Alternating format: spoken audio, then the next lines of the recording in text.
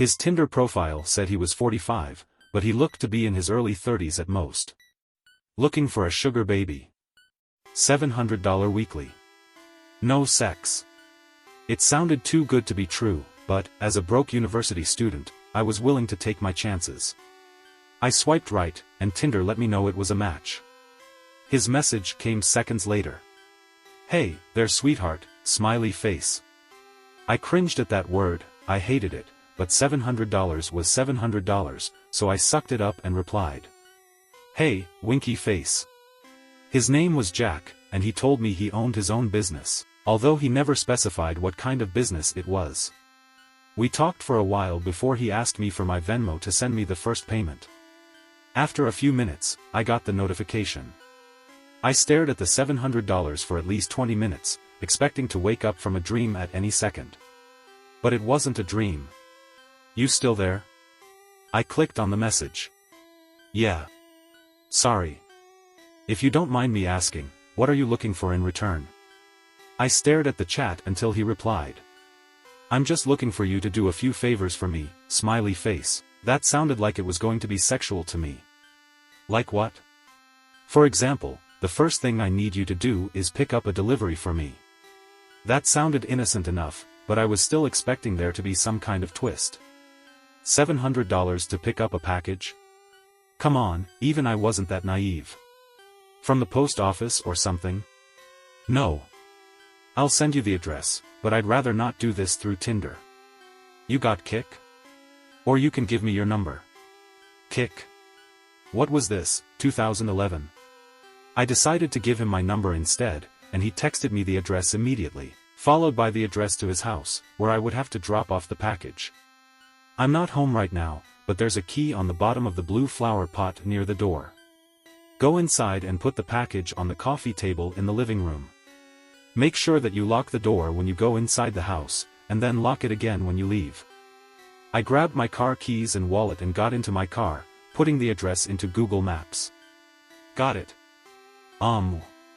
My phone buzzed as I backed out of my driveway.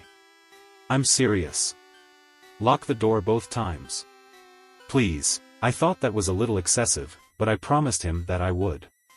The house looked abandoned. It had a broken chain link fence around it, with a small door that was hanging on to dear life. It stuck out like a sore thumb, surrounded by houses that were a lot nicer than this one in comparison. You here for Jack's shit? I looked up to see a man standing in the open doorway of the house. He took up almost the entire space, his head skimming the top of the door frame. He was huge, in height and muscles, and his entire torso was covered in tattoos. Yeah, I guess. I replied, not moving from my spot on the sidewalk. Stay right there. He said. I did. I actually don't think I would have moved if he had asked me to. I looked around and realized that there was no one else on this street. I was a 21-year-old woman alone in the street. I gripped my car keys. A few minutes later, the man came back out carrying a cardboard box. It was about the size of a shoebox, but stained and damp on some of the corners. Can you open your car? He asked.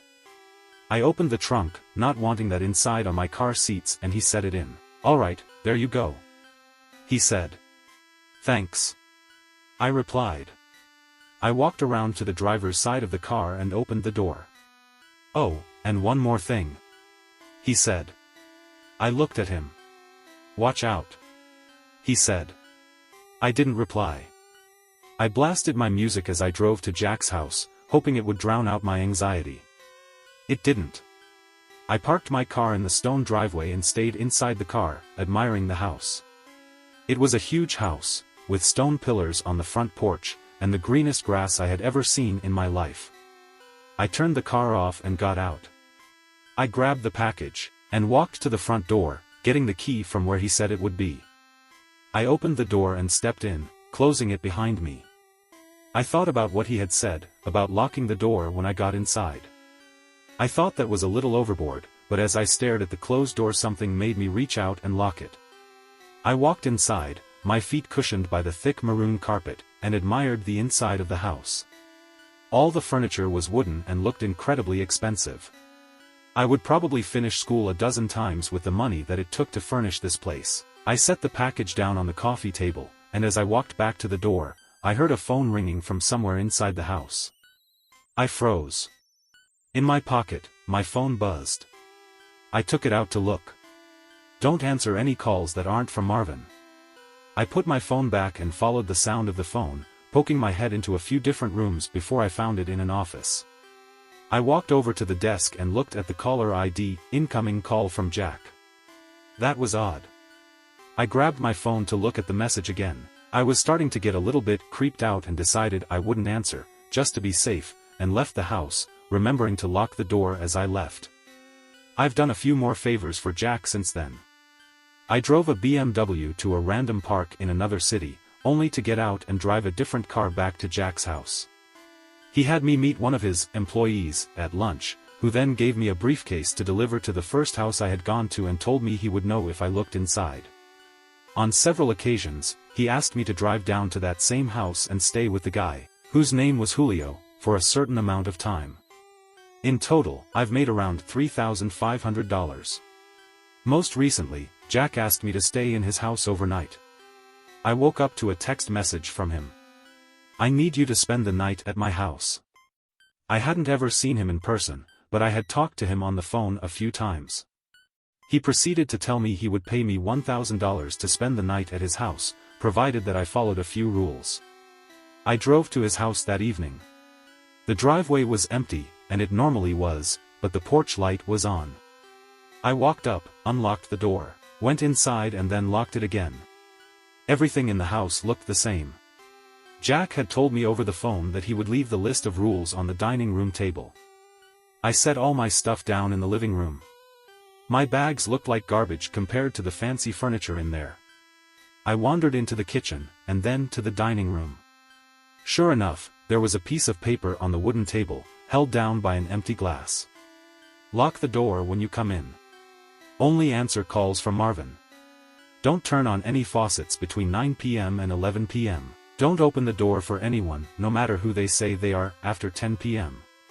If the door to the closet at the end of the hall is open, sleep in the library. If closed, sleep in any of the bedrooms. The gardener comes at midnight. If he starts knocking on the windows, hide. Turn the TV on and let it play on static through the night. Do not forget to do this. Help yourself to anything in the fridge. Smiley face.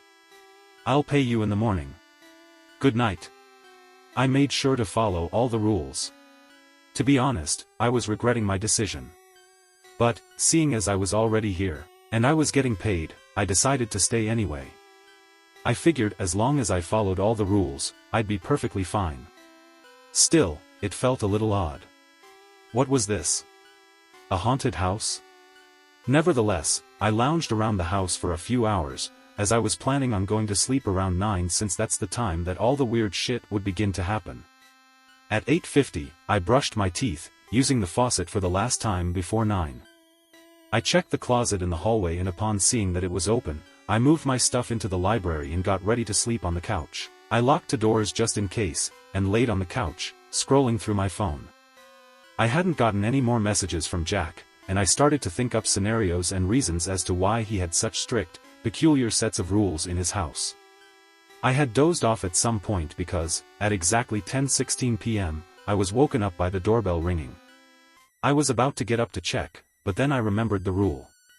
Don't open the door for anyone, no matter who they say they are, after 10 p.m. I stayed on the couch, trying not to move, paranoid that they would hear even the slightest sound. It's the police. Open up. I didn't move. Hello? It's the police. Open up or we're coming in. I still didn't move, but I could hear my heartbeat in my ears. There was silence for a while after that. Then the doorbell rang again. Hey, it's Jack. Let me in. It sounded like Jack, but still, I didn't get up. He would have a key, wouldn't he? Why would he need me to let him in? This continued for almost a full hour. Different people would ring the doorbell, announce themselves, and then disappear when I didn't respond. I was finally able to fall asleep, and the gardener never came. When I woke up the next morning, I heard someone in the kitchen. I got up slowly, and unlocked the door as quietly as possible, taking my phone with me and walking across the living room and into the kitchen. I stopped at the entrance and peered in. It was Jack. He was standing in front of the stove, stirring something as the coffee machine brewed coffee on the counter behind him. "Hey. Good morning," he said when he saw me. "Hi," I replied, nervous. I hadn't seen him in person before, but he looked exactly like his pictures online. "Scrambled eggs?" he asked, motioning to the pan with a wooden spoon. "Yeah, thanks," I replied, walking over to take the plate from him. I ate my breakfast and drank some coffee in silence. "So how was it?" he asked. "It was okay. Nothing super freaky happened," I replied. "Cool," he replied. There was an awkwardness in the room. "I think I'm gonna go now. I have class," I trailed off. I didn't. But I really wanted to get out of there. "Oh, no." "Yeah, sure. I'll talk to you some other time," he replied. I grabbed my stuff and he walked me to my car. I could see him standing in the driveway, staring at me as I left. When I got home, I unpacked all my stuff and noticed that I still had the list with me. I sat on my bed and read it again. I felt my body tense up as I realized that I had forgotten something. "Turn the TV on and let it play on static through the night. Do not forget to do this. Turn the TV on and let it play on static through the night. Do not forget to do this. Do not forget to do this." I stared at the words on the page until they lost meaning. Beside me, my phone buzzed, snapping me back to reality. It was the $1,000 payment. I looked at my phone and then back at the list. Maybe it wasn't an important step. As I was thinking this over, a text from Jack came in. "I'm not in town right now, I should be back next week, so you're free from running any more errands for me until then. Just sent the payment, go do something fun, winky face." I stared at the message and read it again. And again. And once more for good measure. "I'm not in town right now." I thought back to this morning, and how Jack was in his house. How he gave me breakfast. "I'm not in town right now." Within minutes, a new text came in, this time from a number that I didn't recognize. "Did you forget to do something? Winky face." The text was followed by a picture of Jack, or whoever this version of Jack was, standing in front of the TV. I didn't respond. Next came another picture, this one was of the outside of my house. It was followed by another text. "Watch out.